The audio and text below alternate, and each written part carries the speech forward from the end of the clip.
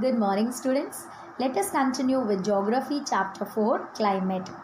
Today, in this video, we are going to learn about the cold weather season and the hot weather season. Let's begin. The cold weather season. The cold weather season is also called as winter. Now, we are going to learn about winter in detail. The cold weather season begins from mid-November in northern India and stays till February. So winter begins from mid-November in northern India and stays till February. December and January are the coldest months in the northern part of India. So which 2 months are the coldest months in the northern part of India? Yes, it's December and January. The temperature decreases from south to the north. Now, why is it that the temperature decreases from the south to the north? Yes, as we go away from the equator, the temperature decreases. There is fall in the temperature. Hence, the temperature decreases from south to the north India. Okay. The average temperature of Chennai on the eastern coast during this season is between 24 degrees Celsius to 25 degrees Celsius. Okay. While in the northern plains, if you look at the northern plains, it is between 10 degrees Celsius to 15 degrees Celsius. Okay. Days are warm and nights are cold. So how are the days and nights during this season? Yes, days are warm and nights are cold. Frost is common in the north and the higher slopes of the Himalayas experience snowfall. Okay, so frost is common during this time and the higher slopes of Himalayas experience snowfall. The northeast trade winds prevail over the country and they blow from land to sea, and hence for most part of the country it is a dry season. Now students, let us try to understand this with the help of the map. Just have a look at this map, students. Here you can see the northeast trade winds blowing from the land towards the sea. Now, as these winds are blowing from land, they don't carry any moisture. Hence, most part of the country experiences dry season. Hope it is clear, students. Some amount of rainfall occurs on the Tamil Nadu coast from these winds. Now, why is it so, students? Yes, because here the northeast trade winds blow from sea towards the land. Okay, students, once again, some amount of rainfall occurs on the Tamil Nadu coast from these winds, as here they blow from sea towards the land. Understood? In the northern part of the country, a feeble high pressure region develops. Now, what do you mean by feeble? Yes, feeble means weak. So, in the northern part of the country, a feeble high pressure region develops with light winds moving outwards from this area. Influenced by the relief, these winds blow through the Ganga Valley from the west and the northwest. The weather is normally marked by clear sky, low temperatures and low humidity and feeble variable winds. So the weather is normally marked by clear sky. So during winter season you find clear sky and the temperature is low, okay, and low humidity. What do you mean by humidity? Yes, the amount of water vapor present in the air. So during winter season there is low humidity and feeble. Feeble means weak. Okay, so feeble and variable winds.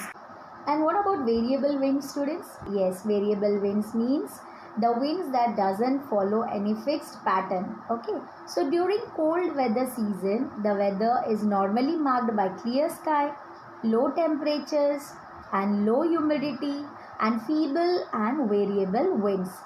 Hope it is clear, students. A characteristic feature of the cold weather season over the northern plains is the inflow of cyclonic disturbances from the west and the northwest. Now, students, do you remember we have already learnt about the western cyclonic disturbances? Let us revise once again.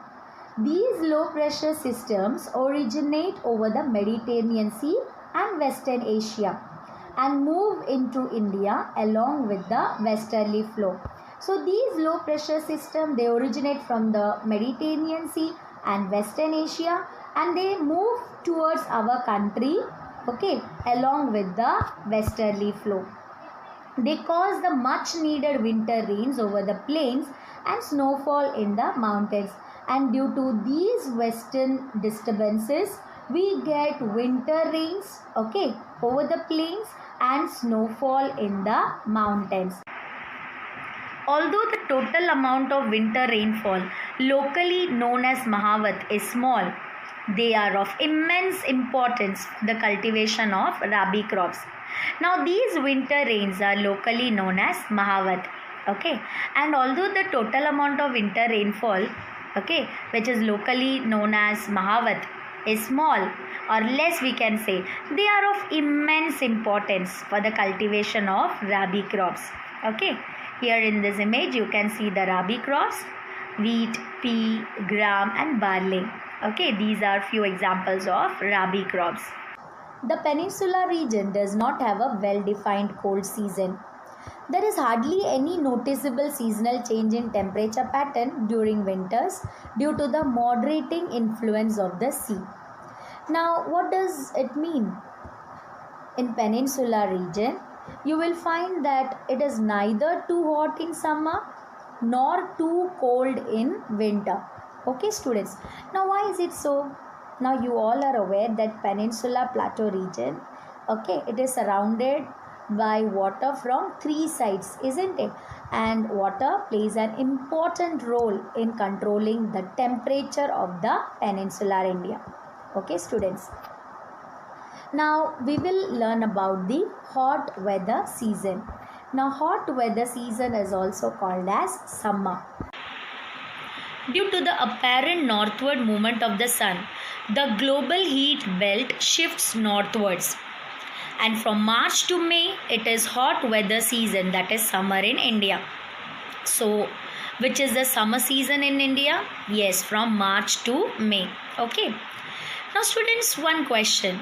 Why does the global heat belt shifts northwards? Yes, it is typically due to the northward movement of the sun.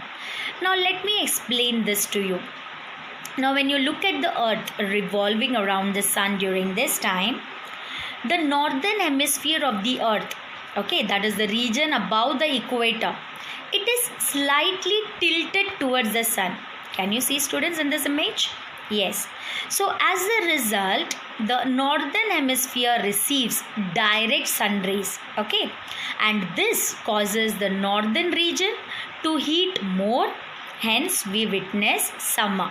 So students, I hope it is clear.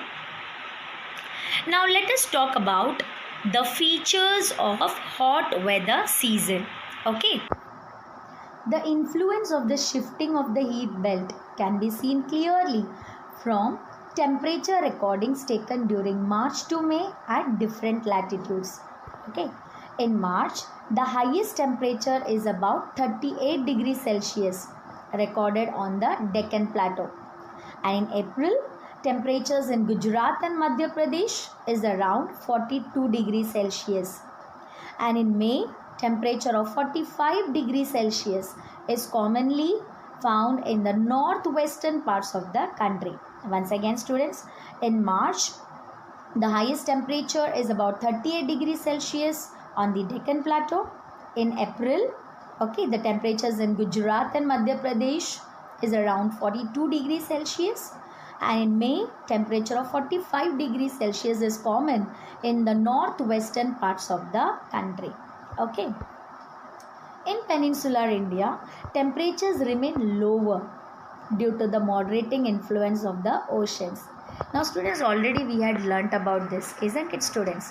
In peninsular India, temperatures remain lower due to the moderating influence of the oceans. Now you all are aware that oceans absorbs heat when the air is warm, isn't it? And it releases heat when the air is cool.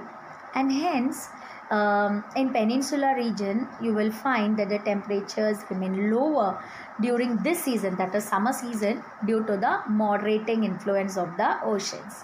Okay, students. The summer months experience rising temperature and falling air pressure in the northern part of the country. Now you all are aware that whenever the temperature is high, The pressure is low. Okay, so during summer months, the temperature is high and there is fall in the air pressure in the northern part of the country. Is that clear, students? Towards the end of May, an elongated low pressure area develops in the region extending from the Thar Desert in the northwest to Patna and Chota Nagpur Plateau in the east and southeast. So students, towards the end of May, we find an elongated low pressure area developing in the region extending from the Thar Desert to Patna and Chota Nagpur Plateau. Okay. A strong, hot and dry wind, locally known as Loo. Now, what do you mean by Loo? Yes, a strong, hot and dry wind. Okay. It blows during the day over the north and northwestern part of our country. Okay. Sometimes they even continue until late in the evening, and direct exposure to Loo may prove to be fatal. What do you mean by fatal? Fatal means harmful. Okay, students. So direct exposure to Loo may prove to be very harmful. Dust storms are very common in the northern India during the month of May. Here in this image you can see dust storms. Dust storms are very common in the northern India during the month of May. And these dust storms bring temporary relief from the heat by lowering the temperature and may also bring light rain and cool breeze. Okay, students. So these dust storms, they bring temporary relief from the heat by lowering the temperature and by bringing light rain and cool breeze. Okay. Localized thunderstorms also occur during summer. Now what do you mean by localized? Yes, restricted to a particular place. So localized thunderstorms also occur during summer, associated with violent winds, torrential downpours, often accompanied by hail. Now what do you mean by torrential downpours? Yes, very heavy rainfall. Okay, students. And such thunderstorms are called Kal Baisakhi in West Bengal. Here you can see the image of Kal Baisakhi. Okay. Students, let us revise this once again. Localized thunderstorms also occur during summer, associated with violent winds, torrential downpours, often accompanied by hail, and such thunderstorms are called Kal Baisakhi in West Bengal. Okay. In the end of summer, there may be pre-monsoon showers in Karnataka and Kerala. So here in this map you can see the pre-monsoon showers in Karnataka and Kerala. Okay, they help in the early ripening of mangoes. Now these pre-monsoon showers in Karnataka and Kerala help in the early ripening of the mangoes and are often referred to as mango showers. Now why they are referred to as mango showers, students? Yes, as these pre-monsoon showers help in the early ripening of the mangoes. Okay. Now it's time for quiz. Hope you all are ready for the quiz. Question number 1. Dash are strong, hot, dry winds blowing during the day over the north and northwestern India in summer season. Option A, mango showers. Option B, Loo. Option C, trade winds. Option D, none of the above. Yes, students, which is the correct answer? Yes, you are right. Option B, Loo is the correct answer. Okay. Next question. Which one of the following characteristics is of the cold weather season in India? Option A, warm days and warm nights. Option B, warm days and cold nights.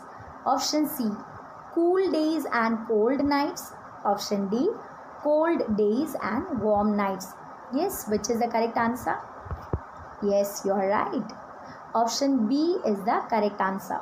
Warm days and cold nights. Okay. Next question. Kal Baisakhi is associated with option A, Punjab. Option B, Odisha. Option C, Karnataka. Option D, West Bengal. Yes, which is the correct answer?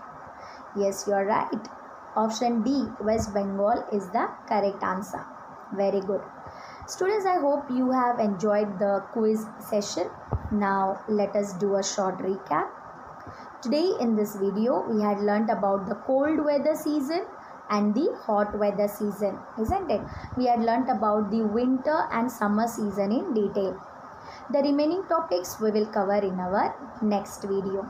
Okay students, don't forget to read the textbook. Meet you in the next video. Till then, bye and take care.